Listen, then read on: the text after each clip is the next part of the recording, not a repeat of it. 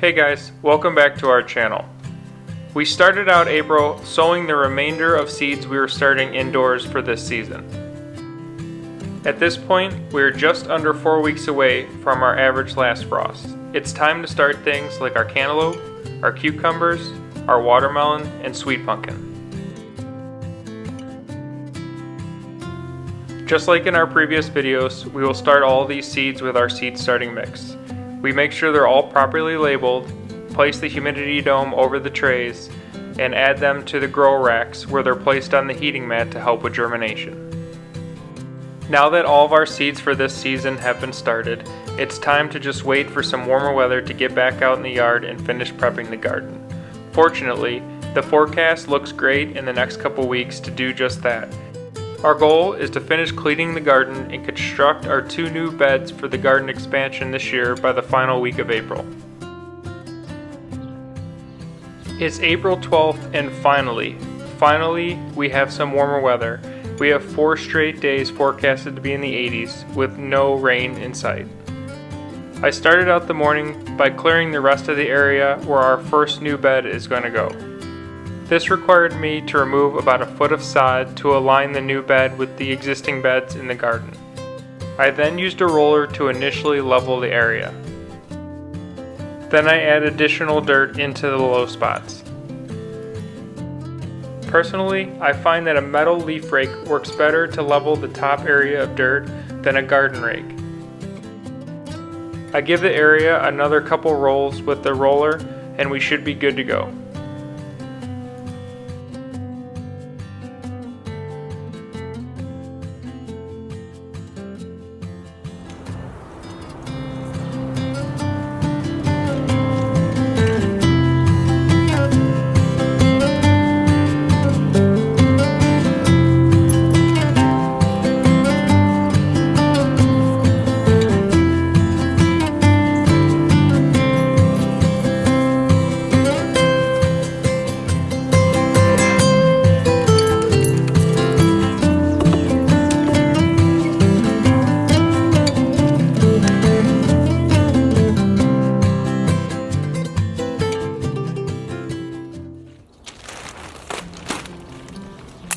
It's another beautiful morning in the garden.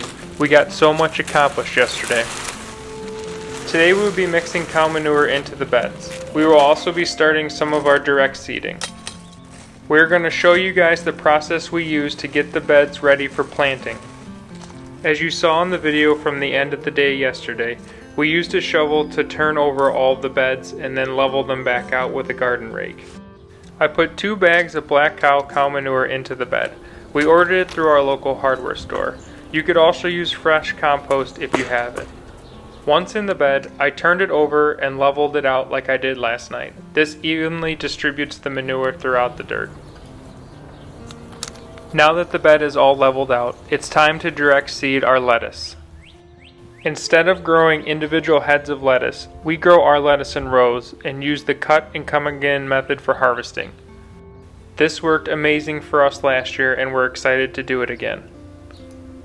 If you're going to grow them in rows like this, it's okay to put a generous amount of seeds in each row. For this planting method, I don't thin any of the lettuce, I just let it grow. As you can see in the pictures from last year, the lettuce had no problem growing closely together. Once the lettuce gets to a mature height, as long as you don't damage the crown when cutting it, it'll keep coming back until the hot weather sends the lettuce to seed. When it comes time to harvest, we simply take a kitchen knife and cut off the top of the lettuce. We will show you how we do this in later videos. Don't forget to give your seeds a good water after sowing.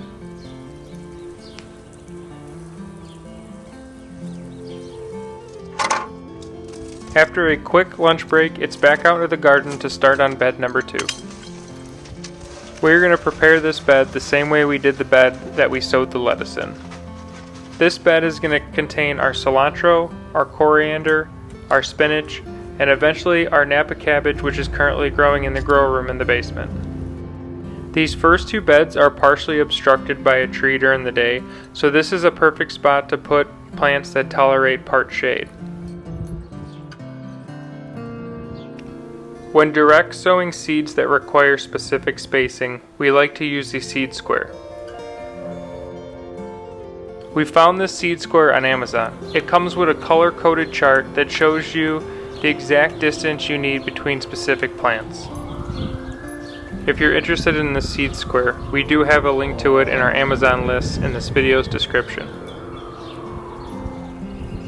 We're making sure to leave room in the back of this bed, for along that trellis is where our cucumbers will be planted.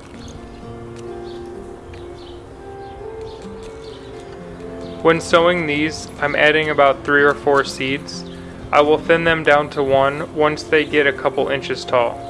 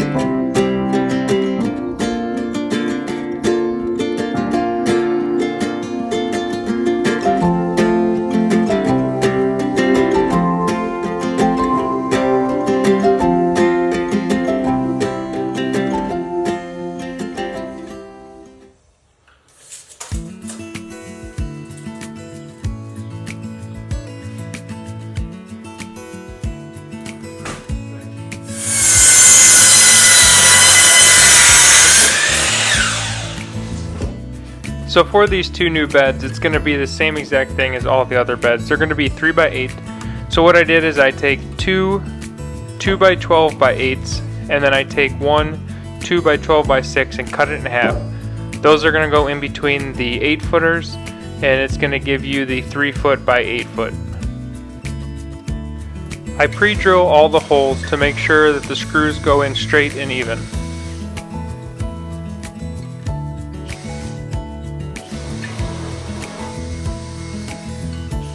Last year I only put 4 screws in.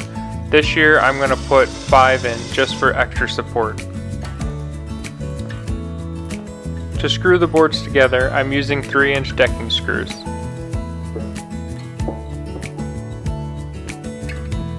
I make sure that the boards are aligned as possible before I screw the screws all the way in.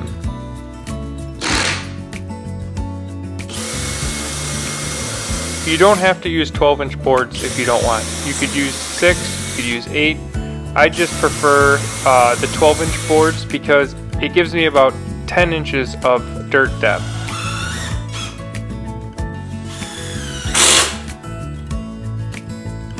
It's totally personal preference on how you would like to construct your bed.